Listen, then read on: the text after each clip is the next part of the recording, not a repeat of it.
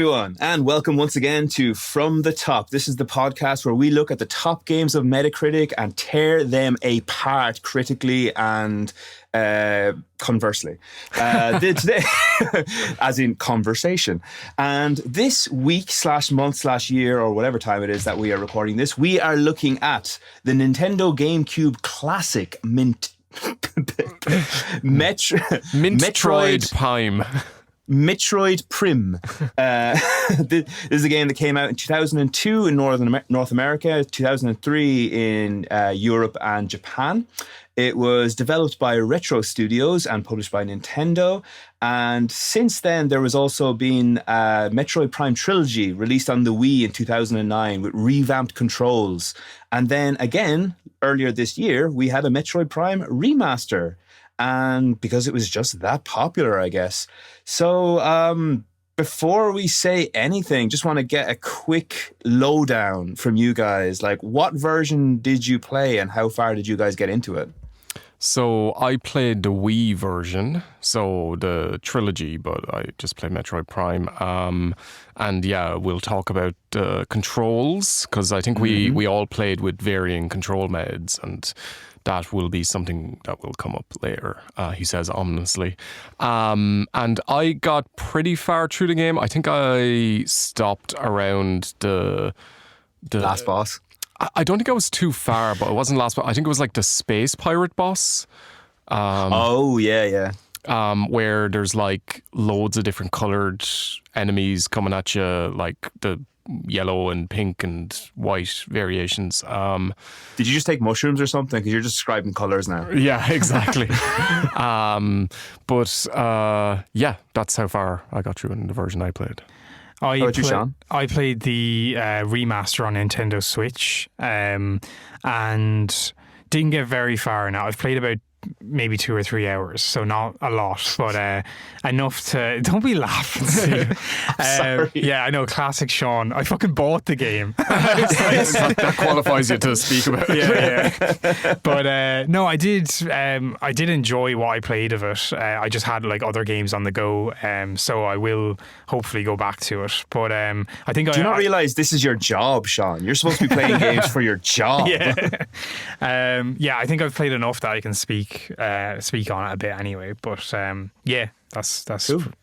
It. Okay, well, so I played both the versions you guys mentioned. So we haven't actually played the original GameCube version, but I will say on the remaster, I did play it on the original controls. And quite surprised like how well they held up. Like, I know this is a complaint that a lot of people have on the original game, saying it doesn't control well. I think it controlled really well, personally. What are the quirks of or do you want to get into controls later? Well, no, I can talk about it now. So, like, in the original version, like, you basically... So you've got 2 thumbsticks, right? But...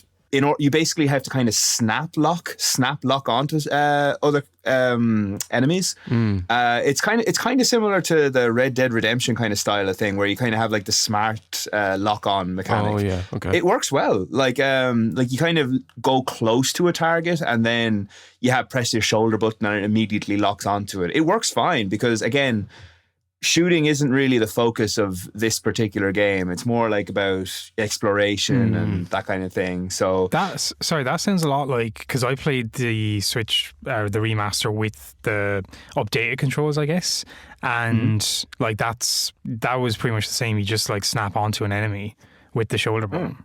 But maybe it's the button that does it is different. Maybe it was ZL for me. I think that was the same as that me means as well, nothing to me. I'm sorry. Like I played it, but I left trigger basically. Okay. Yeah. Well, listen, sir. Before we go any further, like, Michael, how did you find it with the Wii controls? Because I remember playing that and I really liked it. But what was your perspective on it? There was a learning curve with it, I will say.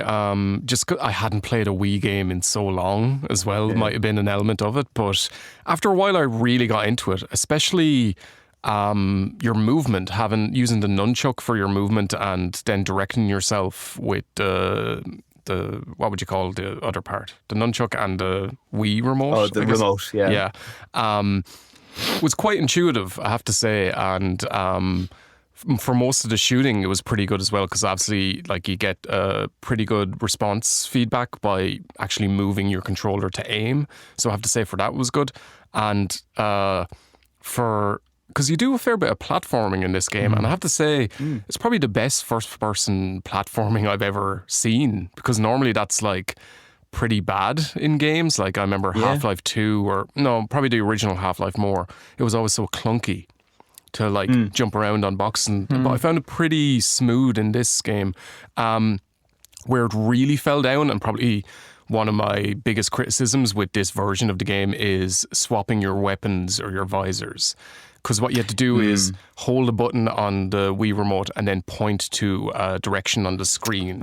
So it would freeze you in place while you're doing that, or well, at least like your movement was limited, and it would be slow to track over, or like so many times I went to the wrong direction and accidentally selected the wrong weapon, and especially when you get into the parts of the games where you have to be very specific about which weapon you use against enemies, that made those sections a lot more frustrating, especially when like I was good enough at shooting and I knew what to do, but it was just me being slowed down switching between weapons that really annoyed me. Sounds like it's a you problem rather than a game's Maybe problem. it's me, but like that is such a, like if I had a quick select that I could just like instantly switch to another weapon, like even if I had to scroll through them, I wouldn't mind, because at least it would be instantaneous and I wouldn't have to go to like essentially go to a menu in game and move my cursor around to select something. Like I'm not sure on the remaster, how do you switch between your different weapons? So that's just funny, because I was going to say now, like you might have to be careful what you wish for there, because while it's a lot easier, you just kind of have to press the directional buttons. I found myself often mixing up the guns and the visors. So when I was trying to when I was trying to change to a different weapon, I'd find myself going into the scan visor instead. I can't remember exactly how. Do you remember, Sean, how exactly you change them? It's just on the directional buttons, I think. Yeah, it's just the D-pad. Yeah. So is I think it like one of them is up and one of them is like left and right, and constantly I was mixing those two up. So it's kind of like weird, because both of those are different issues. Like, because I think I would have preferred the Wii one, just because you always knew exactly what you were pointing at. But obviously, like, you probably would have preferred the other one where it was just faster. Actually, I did come across the same issue when I was using the Wii one, because there's one button you select to cycle through your weapons, or not cycle through, but like get into the menu where you point towards what weapon you want, and there's another button you press for the visors. And I would do the same thing, because after a while I developed a muscle memory saying, oh, my ice beam is to the left, but then I'd select the visor one by accident and then instantly go to the left, and by the time I realized, I'd have switched into like the X-ray mode or something like that. So yeah, and I think it's especially egregious with this game. Like, overall, I really love this game, but you're constantly switching between these things, and because of the pace and difficulty, it's not too much of an issue until it does become an issue, when you have to do this stuff pretty quickly, especially in boss battles and stuff like that. So I found that pretty clunky, and for a game that wants you switching between all these different modes and morph ball and stuff like that, they could have integrated that in a more player friendly way. Yeah. No, I agree with that. Yeah. Like, I mean, I think again, the fact that this game isn't dwelling on shooting mechanics, like, I think it does a relatively good job. This is one flaw, I'd say, in the overall controls. But like you, Michael, like I like this game a lot. I wouldn't say I love it. This is one of those games that, like, I can't help but look at like the preceding one, Super Metroid, one of my favorite games ever, and I'm just like, I don't think this game can quite live up to it. I don't think it's better. Even though I wanted to like it, I was giving it a second chance and really appraising it properly. But I just don't think Metroidvanias really work in 3D, to be honest. Like, this is the closest they've ever come to perfecting it, but I don't think it's perfect. I do agree with your sentiment that this is the best 3D Metroidvania that's been done. Like, I'm struggling to think other. Like, I guess Arkham Asylum is sort of a Metroidvania in some ways, and that's really good. And it doesn't, like, I really enjoyed that element of it, like the going back to older levels and finding a new path, and it suddenly opens up because you have like the grapple ability or something like that. I really loved that element of it, and just like bigger picture, I think it was such a cool and daring move to make it a first-person game in the first place. Because they could have, like, just reading up, apparently it was Miyamoto's idea to make it first-person, because he visited Retro Studios and they were working on a prototype for a different first-person shooter game, and he saw that and he was like, make that a Metroid game. And then he left the building and didn't say anything else. He does that kind of stuff all the time. He walks into a room, says one sentence that changes the entire game, and says like, leave. Like, he'll come in and say like, make that next Donkey Kong game like a Conga beaten game or something, like, you know, and then that's just how he gets it, and he just changes the entire fate of the universe with a single sentence. That was excellent, Steve. That's probably your best Conga insertion ever. I'm quite happy with that. Very good. But yeah, just the fact that they went and made this, because this was there was no Metroid game on the N64, so there hadn't been a mainline Metroid game since Super Metroid. Yeah, for anyone who isn't aware, like this happened a lot with the GameCube, but like a lot of the decisions they made were really bold and usually met with like serious derision from fans. Like, so like, I mean, another really obvious example is The Wind Waker. That was a game that nobody was happy with when it first was announced, because they were like, we were expecting like a really adult, cool Link, and we got this kiddie garbage. But like, obviously, you know, tides turned on that. And it's the same with this one, because loads of people saw it was a first-person shooter and they were like, oh my God, you're turning it into, well, not Call of Duty, that wasn't a thing then, but you're making it like mainstream. And then they played it and realized like, yeah, they did something really interesting here. They made a first-person shooter that wasn't a first-person shooter, which at the time wasn't really that common. So no, they coined a phrase that didn't stick. I think they called it a first-person adventure rather than a first-person shooter. And I think the name fits, because one thing I really loved was exploring, and like your Metroidvania type games like Live or Die on how fun it is to explore, and going around and scanning the artifacts and sort of seeing the different types of creatures and layout of each level was really like one of the most enjoyable elements of the game. Well, here now, side note, how much scanning did you guys actually do? So that's one thing I wasn't mad about, and I think I would have liked it more if it was like implemented differently, where you maybe always have your visor on, but then I guess like your screen is just going to be full of things to scan. So I don't know how they would have done that. That's a fair point though, because sometimes I just forget, and then I go back to a room. I was like, oh, I didn't put my visor on. I should probably look around this room and see things. Like, there were some points where I was like, okay, I'm missing something here. Let me put on my visor to see what there is to scan. But there was other rooms I completely just went through without ever putting it on. So yeah, I wasn't huge on the amount of scanning that like it wanted you to do, but yeah. I found with myself, I scanned a lot more at the beginning of the game, and then towards the end I was just like, oh, I want to progress, I want to get through. But they do some cool storytelling things with that, because like, apart from that, the storytelling is really minimal. Like there's no voice acting as far as I can remember. And like, there's a bit at the start. I don't want Samus to have a voice or anything like that. Like, and like you can, I don't mean that in an incredibly sexist way. No, man, you're right. Don't play other M. Whatever you do, you'll be completely justified. Any Metroid fans out there will agree with you. She should not have a voice after that game. But they get across her vibe so well, and like I loved seeing the suit being upgraded and like her becoming more powerful, and like that sort of progression really worked for me. But I admired that they.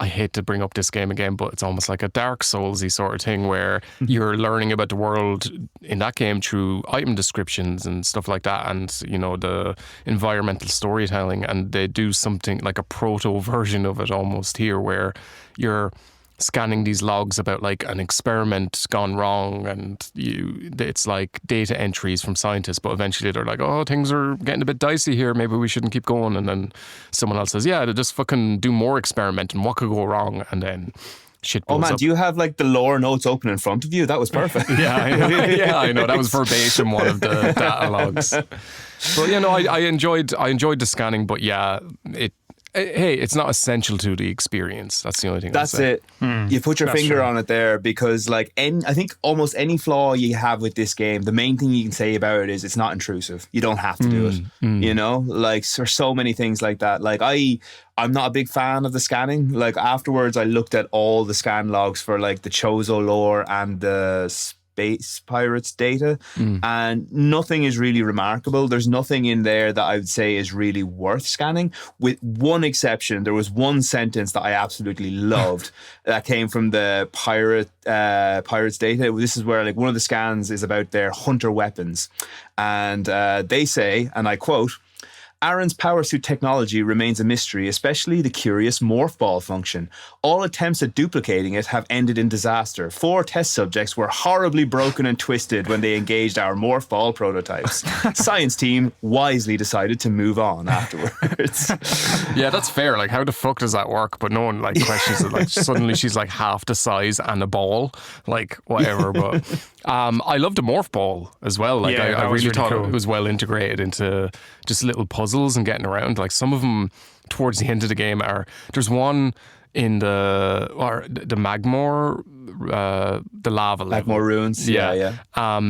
Where you open the ceiling up on a level and there's like a huge track that goes all the way around the ceiling of quite a tall level, and there's like a power up I think it's a gun upgrade at the top of it, but it's such a long path with all these. They do a thing where you're on one of those magnetic strip paths and you have to drop down to one underneath, so you have to let go and then quickly like reattach to one below. And so many times I fell off and had to go all the way back down to the bottom of the level. But it's saying that it was fun. Like those parts were really good. Yeah, I really enjoyed the morph ball mechanic as well. I thought that was really cool. Just full disclosure, I never played any Metroid games before this, but I thought that was really interesting. One thing I didn't like though was I just wish it was a little bit snappier coming out of the morph ball, because when I was like backtracking and stuff going through rooms, I wanted to I'd morph ball like all the way to the door and then wanted to quickly snap out and shoot it, but then there was like, it's not even that long, but after a while it just got a bit annoying, like the zooming out or whatever. And I was like, I wish that could be a bit quicker. But I might be wrong, but I think you can, when you get an upgrade for the morph ball where you can like plant bombs and stuff. I think you can plant a bomb and that'll open some doors, so you don't have to go out of it. But I do agree that the transition up, and like they do an interesting thing where they show you the back of Samus's head and then it goes into the first person perspective. That's cool, but like after the first few times it's like, I get it. I just want I agree with you there. I'd prefer to snap back to first person straight away afterwards. Just for anyone listening who doesn't know, and you guys, I feel like you probably know this anyway, but do you know the reason for the morph ball in the first place, in the original game, is they were having trouble animating Samus crawling. They couldn't really make it work, so they just said, fuck it, let's just turn her into a ball instead. And I think this is another situation where Miyamoto came in stoned out of his mind, just says, just turn her into a ball. Like, whatever, man, that's fine. And it just stuck. Like, it just worked. Like, and another thing that you can do in this game, and I'm really surprised it worked because it worked so well in Super Metroid, I didn't think it could possibly translate into 3D, was the bomb jump. So this was kind of like this wasn't an official technique in Super Metroid. It was just kind of an exploit that people did, where you set a bomb and just before it explodes, you set another one. And that way, I think you get launched up into the air. And then when you get launched up into the air, you have to put another bomb up in the air. So then when you land, the second bomb that you set off explodes, launching you into the air, and the third bomb that you set off launches you even higher. It's a really complicated technique, very difficult to do, and there's actually one power-up you can get in this game that requires you to do it twice in a row, and it's really, really difficult, but makes you feel like so good when you complete it. Yeah, I loved all those little sort of side paths and things you could do using those sort of movement, and just the implementation of the different abilities, and even like the different guns, the way you can use them, or the different like versions of your beam, basically, I thought were really cool. Some of them I used more than others, but the way they're integrated into combat I really liked as well. Sometimes it becomes like maybe where this game fell down a little bit for me is when you get to the area where you have, like I was saying, the different color-coded enemies that you have to fight off. And that felt a little lazier for me because, like I was saying, I had the issues with switching between guns, and it's just like, oh, I just get out my ice gun and shoot these guys because any other attack method falls down and won't damage them at all. I found that a little... it didn't give the player a lot of imaginative ways to attack enemies. It was just like, this enemy can only be destroyed one way. And you've got this whole arsenal of things that you can do, like with different bombs and missiles and stuff. So that was a little frustrating. But otherwise, I thought the way most rank and file enemies work was really good. Yeah, I agree with that. Like, I remember thinking that I thought the enemies were okay designed, nothing special, but just the function they all serve is done. It's exceptionally well designed. Like, you know, because you have like swarms of enemies that all you can do is like keep blasting away. You have big chunky ones that you have to like freeze before you can really make any damage. You've got like the ghosts, which can only like be harmed with like your earliest gun, your weakest gun, which is like really frustrating and it really makes you want to just like but yeah, no, like I think the enemies are like while they're not particularly memorable, and I would also say like some of the bosses, they're fine. I don't think they're particularly memorable as well, but they kind of serve their function pretty well. What was your favorite ability that you got in the entire game? I think the grapple when I got it, actually, and that comes pretty late, like the grapple hook. But I really loved, and it ties into the sort of one of the best elements of the game is revisiting old areas and suddenly a path being opened up to you. So like one thing they did often was you'd enter like a big tall level at like the middle of it, and your only option is to travel down, and you'd have like a whole other part of the level down there.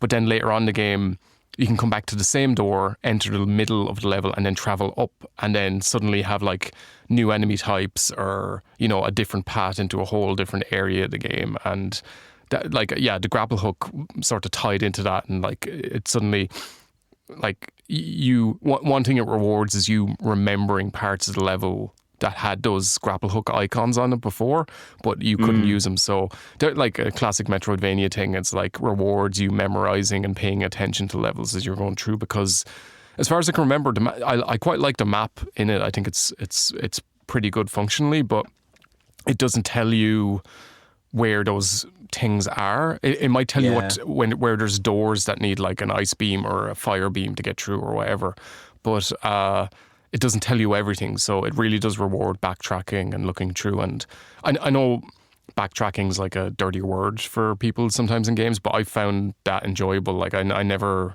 resented having to go through levels again just to check out what little nooks or crannies I hadn't explored yet. Yeah, I did just kind of like the respawning of enemies did kind of annoy me after a while. That's true. Like the second you leave a level, they respawn, don't they? Or leave an area. And it's like, oh, I forgot something in the room. I have to go back in. Oh, great, the enemies are all back again. Yeah, if they had like some sort of timer on that would have been a lot better. Like if half an hour goes by or something, because like if you're in a completely different side of the map, it's completely okay if you travel back to the beginning and the enemies are back. But the second you leave a room, that's a bit frustrating, especially if your resources are low, especially like your missiles. Like that was a bugbear of mine. My missiles or my health being low and being like, okay, I have to go back through this fucking disaster of a room and try figure out how to kill these guys, basically. Yeah. That can work really well though, because so I played this before, so I remembered more than I expected to, and I was doing okay up to a point, but then I got to I think it was the Omega Pirate, and I just could not beat him with the amount of health I had. So I was like, right, I have to go hunting for energy tanks now, because like I had like 2 at that point. And it's like I need about like 6 at least for this guy, because I think he's the hardest enemy in the game. Honest to God, that pirate, like, he's huge. Yeah, the difficulty is very interesting in this game. I'm not sure it's wholly successful. It's a really flat difficulty curve until towards the end when it really ramps up, I feel like. Yeah. And the sort of lack of difficulty in the early stages works really well because it encourages you to explore and analyze and do all the things the game wants you to do. Like if it was more of a gradual difficulty curve, that mightn't work because you get to the middle of the game and you're a bit like, oh, I don't want to look around these levels because my resources are low. But then towards the end, specifically when you get to that part with in the mining facility where you get the color-coded enemies, I feel like it ramps up a bit there. And when you get to that space pirate boss and all, like that's... It could have used a more gradual lift into that, or maybe it just made that section a little bit easier or a little less rigid with how you had to approach it. Well, that's a good point, but if I may counteract that, I think that like the difficulty isn't in the gunplay, the difficulty is in the exploration. So like if you are like you can ignore like so many side bits and just like barrel through, and yeah, you're right, like you're not going to come up to much resistance until you get to that bit. But if you are meeting resistance at that point, that means you weren't good at exploration. You weren't finding all the stuff that you needed to kind of fill out your arsenal. Yeah, well, I don't know. I'd got a lot of energy tanks by then and missile upgrades. It's just, it was more, my resources were getting drained quicker as a result. So I felt like the feeling it engendered in me was, oh, I can't go as far into this level without having to backtrack and restock on my resources, etc. So maybe it's not like, maybe they could have given you more as you went on. Like enemies tend not to drop a lot of stuff, or I found like, do you know, the crates around the level would always have the thing I don't want. Like if I needed energy, they'd have missiles, and if I needed missiles, they'd have energy. But I do love the gentle pace that it starts you off with, and the maybe I'm sidetracking here, but the atmosphere is fucking incredible in this game, especially for like an older game. It really, I can't imagine, because I was looking at footage of the remaster with the upgraded graphics, it's probably amazing, but just the vibe when you first get off your ship in the Talon overworld, and the music, I loved the music. Music's really cool, game. yeah.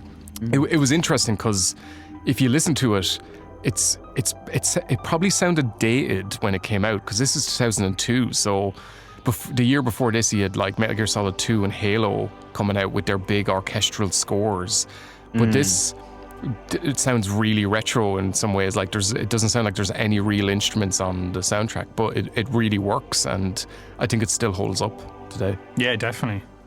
Yeah, it's very alien, you could say. I could say that.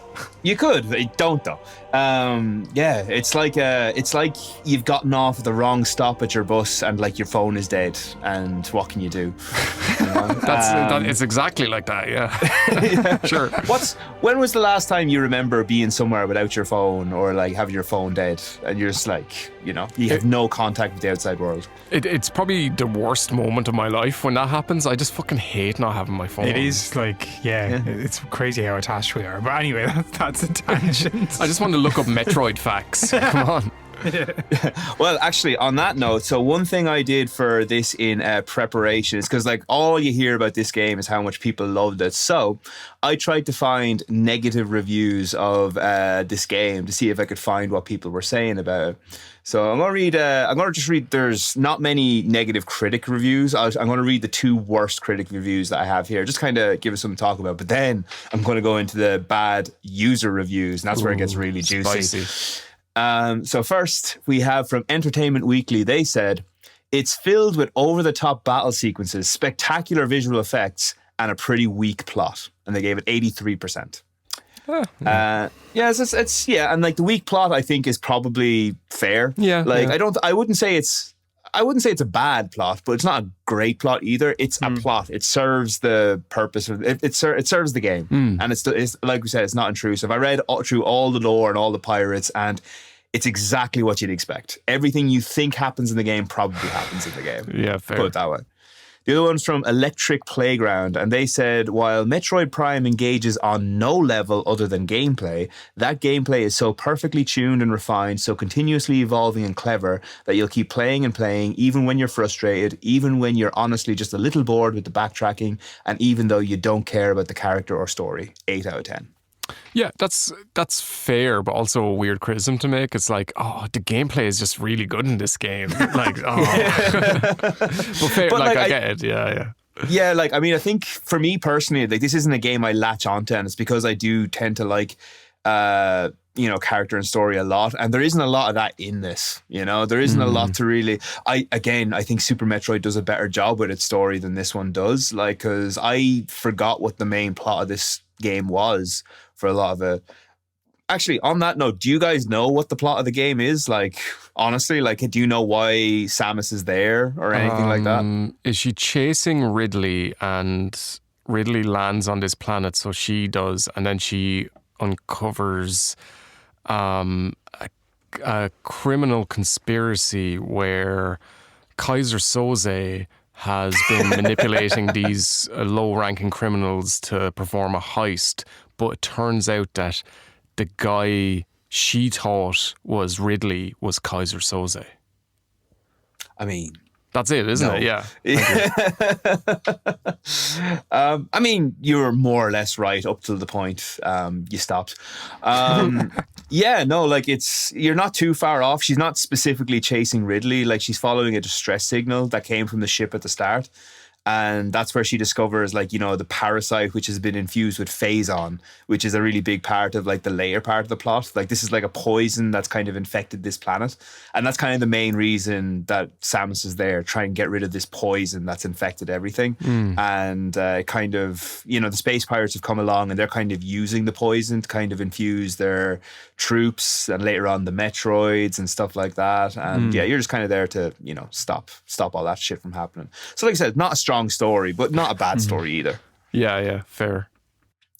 I'm going to read some of the user reviews now for you, because I think you'll enjoy some of these. So these are most of these are pretty short. Daniel M says, one word, crap. Good boss battles, that's it. Too repetitive, 3 out of 10. That's not one word, Daniel M. Yeah. Josh C says, I don't know what all the fuss is about. Crappy controls, less than par graphics, which is a weird way of saying that, no multiplayer, and a boring story. Anyone who says it wasn't made for multiplayer is just making up an excuse as to why it doesn't have it. 2 out of 10. What? Okay. So this guy clearly obsessed with, like, Call of Duty's Battlefields and that kind of thing. A Sean-like of sorts. Jesus, Sean's catching strays here. What the hell? No, I'm only messing with you, man.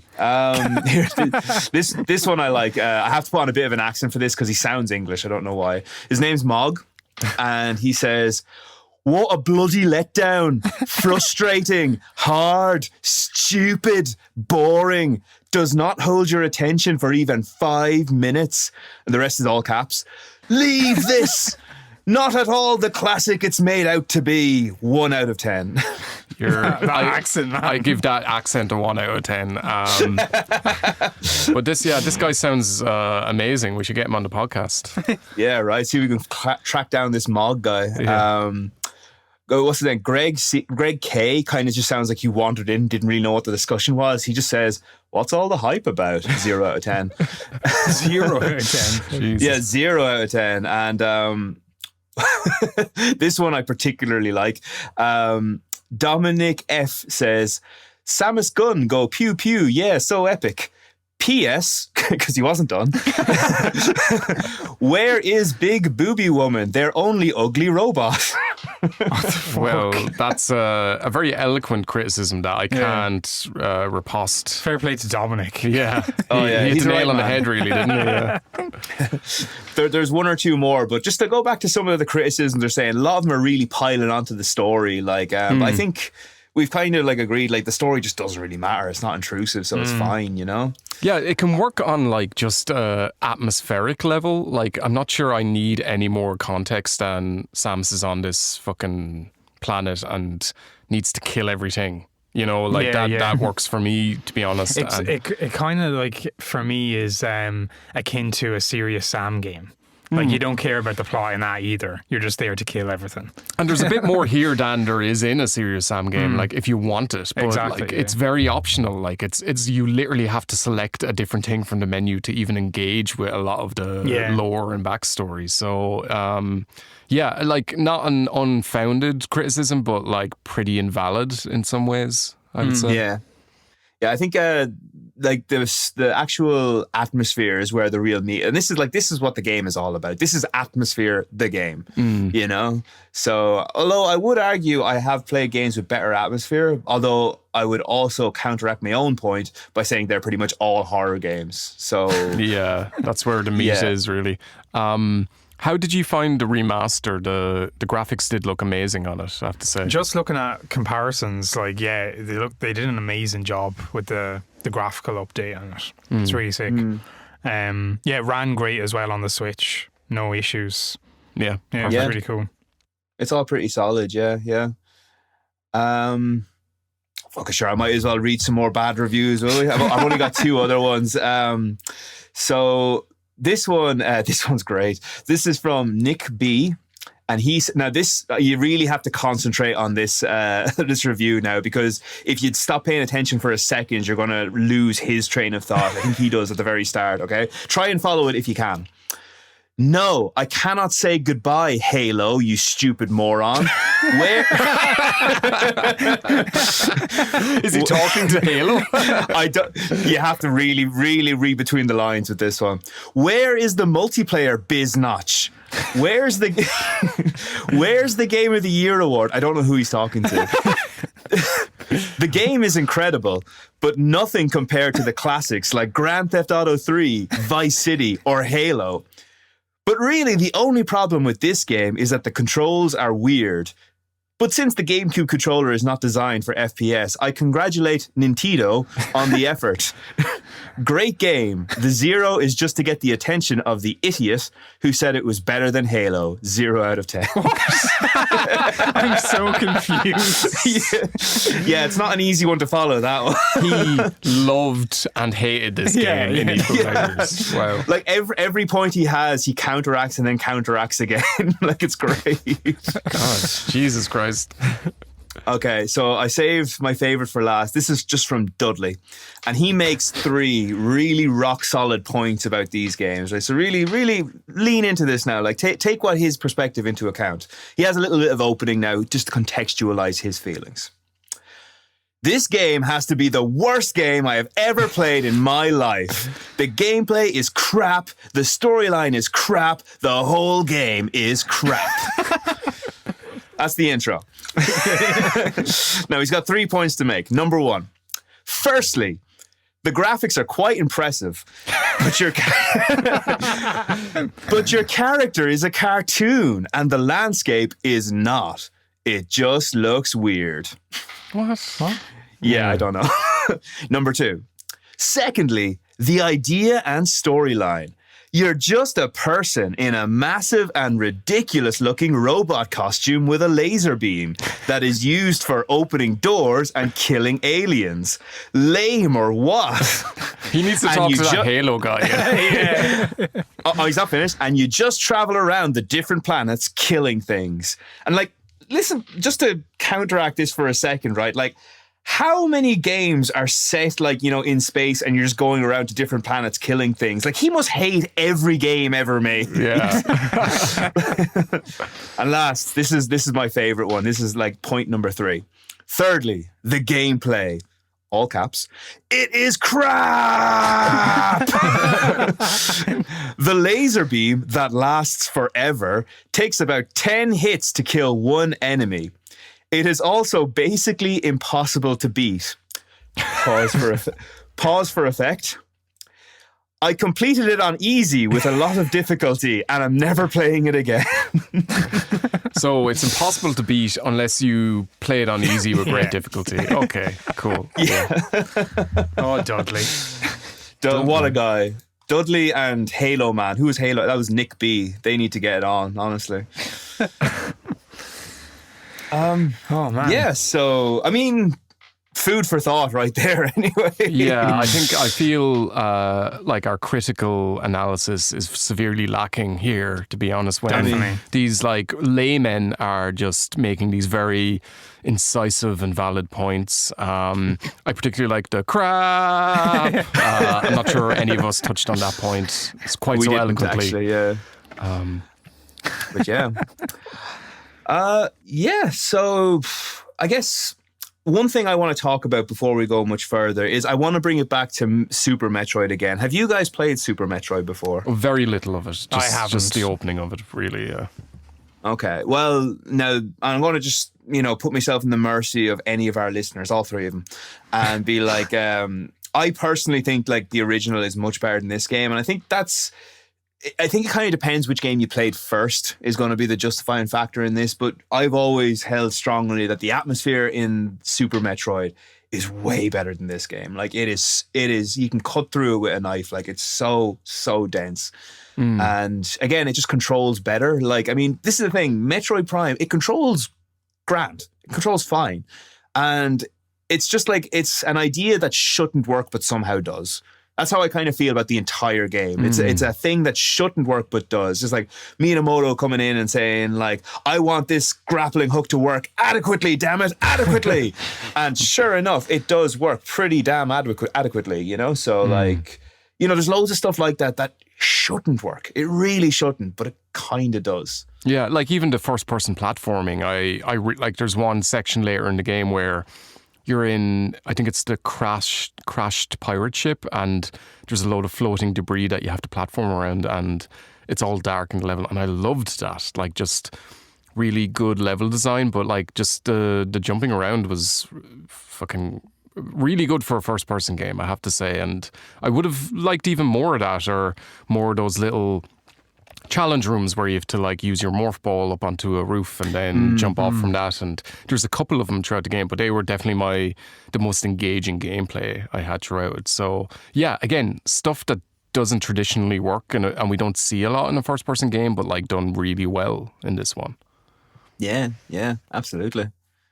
Do you know one thing I was thinking actually when I was playing this is like, it's really lucky that like Samus, all she has to do like to win the game is just kill a lot of stuff, which I know is a bit redundant, but like seriously, like she's got like an arm cannon. Like what if she had to like tie a shoelace at any point in this game? She'd be screwed. Like if it was like a WarioWare game where you have to like open a door or something, she's like, well, if it has a thing I can shoot, yes, but if it has a doorknob, no, I'm fucked. Samus, you have to cut a sheet of paper using this scissors. Like, that's how you save the universe. Like, again, fucked. One, just I don't know where to put this, but one really minor element that I loved is when there's an explosion on screen, you see Samus's reflection in the visor. Oh, sick. I love the HUD in general, like the whole.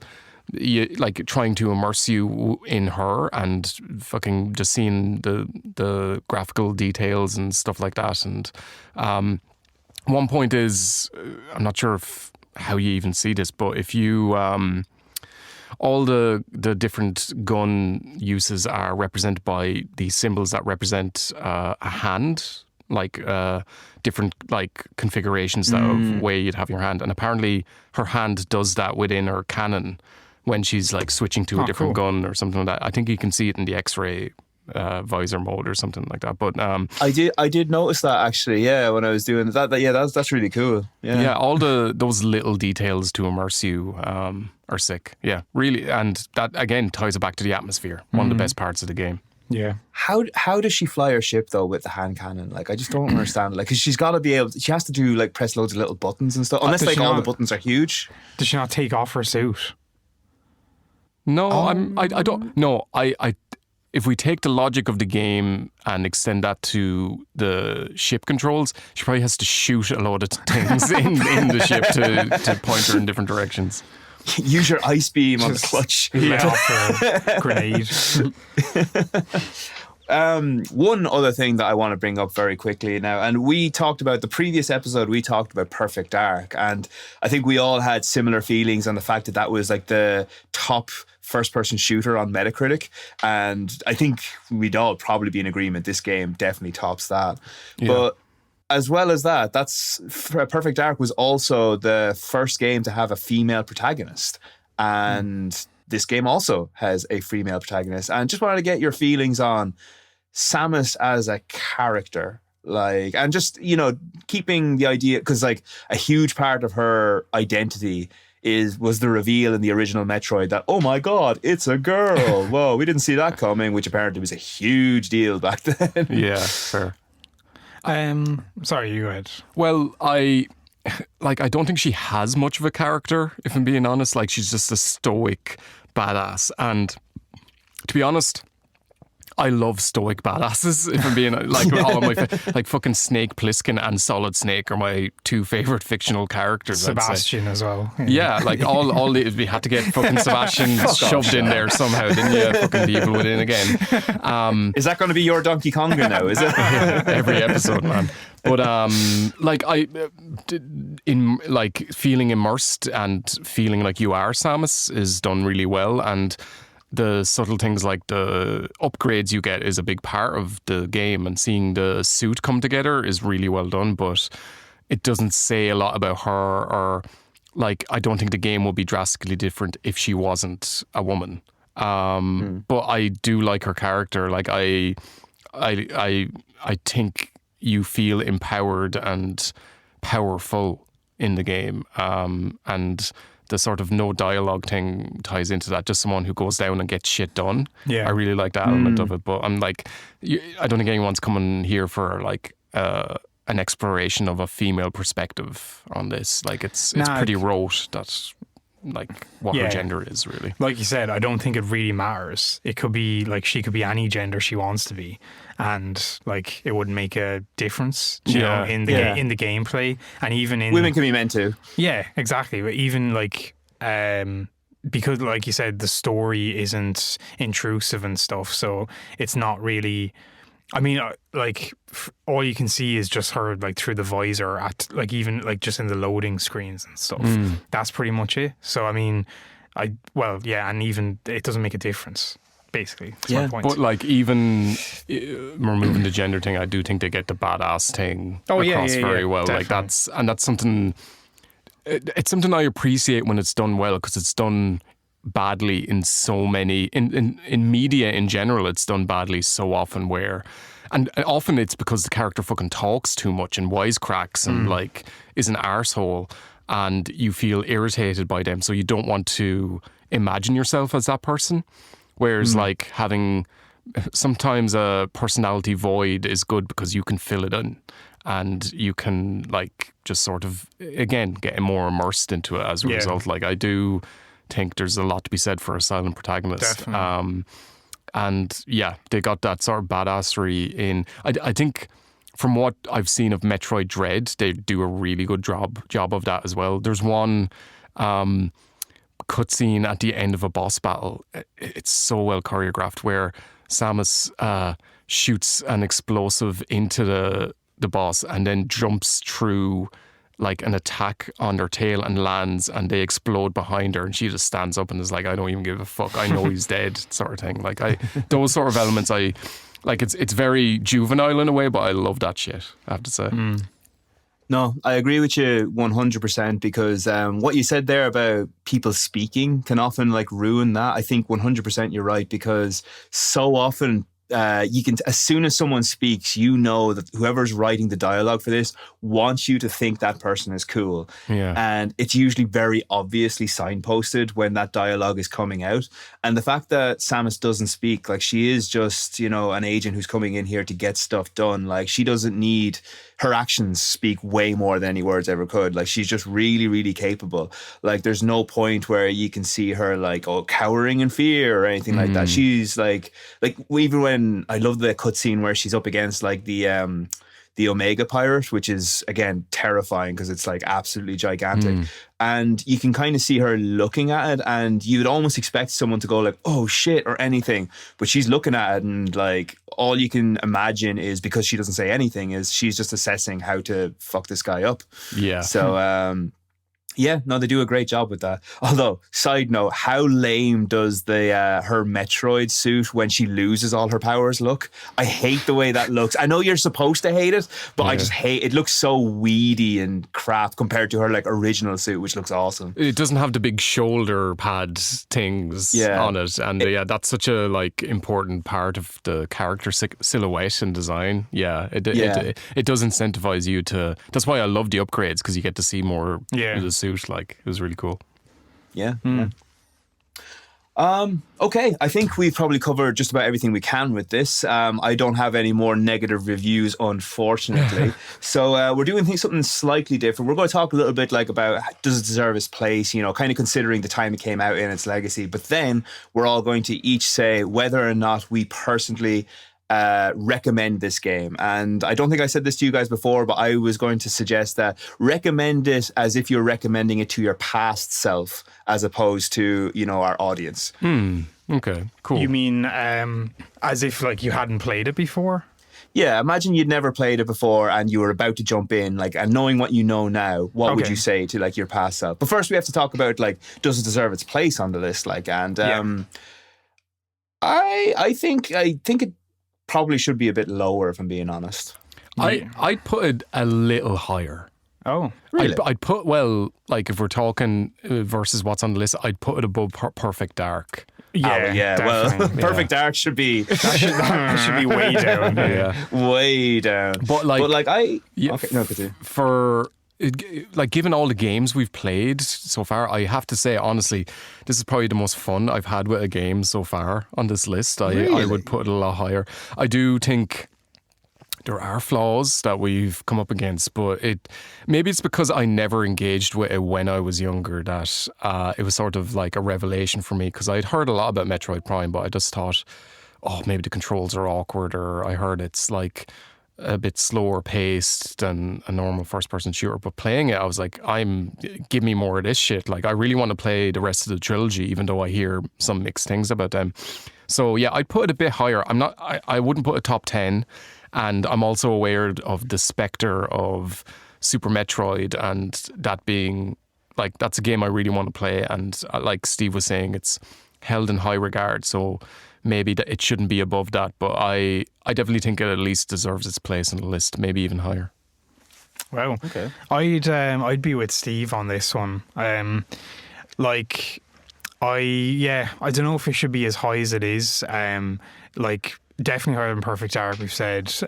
But again, kind of just speaking on first person shooter games in general, I think like when it came out, time it came out and stuff, it was doing something a bit different. And I think it is innovative in a way, especially in like the platforming, like with the morph ball and all that kind of thing. That's really cool. But yeah, I don't know. For me, like, I liked it, but I wouldn't say I loved it. And maybe this is getting into my recommendation a bit, but yeah, I don't know. I don't think it should be as high as it is. Like, it's weird though. I can't really fault it for too much. But yeah, maybe I would have a different opinion if I played it at the time, I think. But like, playing it today, I feel like almost some parts are a bit generic, maybe. Like, I know you like were really praising the platforming in it, and while I think the morph ball is cool and stuff, the general jumping platform and stuff, I think like other games have done that a lot better. Okay. But yeah, I don't know. Not sure. I think definitely a bit lower, but I'd still rate it high, but a bit lower. Okay, fair. And just to follow up, I more or less like mirror Sean's sentiments on it. That like, I think that there's very little it does badly. It's a lot down to personal preference. The main complaint that I kind of have is that, again, I don't think 3D Metroids work that well. And I think that's really evident in the fact of how few of them there are. Like, there aren't that many of them at all. Like, they just work better as 2D. And I think it's really impressive that they made a stab at it and like really succeeded very, very well. Like, there's nothing in this that I'd really call a failure. Like, for me, the worst thing is that a lot of the environments get a bit samey. So I find myself getting a little bit bored with the backtracking, and yeah, and it's just not my style of gameplay. But yeah, like even though I don't think it should be as high, I would still say I quite like it a lot. And that brings us into personal recommendations. I'm once again going to go into alphabetical order, and I'm going to say, Michael, tell me if you would personally recommend this game, and maybe 2 or 3 sentences as to why. Yeah, okay. Don't do 4 sentences, man. That'd be If you do 4 sentences, I will murder you. It's crap. Yes, I would recommend this to younger Michael or anyone, to be honest. I think it's great. I think it gives a different flavor of first-person shooter while still being engaging on that level. And I think the risks it took were worth it. Nice. Cool. Okay. Sean, how about you? Yeah, even though what I said, I still would recommend it to my younger self. I think I would have loved to have played this on the GameCube back in the day. But yeah, I'd recommend anyone to check it out. I think it's still got its like innovations and stuff. So I think it's worth a play. Yeah. And shock horror, I would also recommend this game to anybody, really. I'm a Metroid fan, so even though this isn't as highly regarded to me as Super Metroid, I think it's really unique. You don't get many 3D Metroids, and this is probably the best version of it you're ever going to get. So yeah, check it out. Give it a go. What up? And yeah, so that just leaves us. I'm going to pass it over to Michael to tell us what our next game is going to be.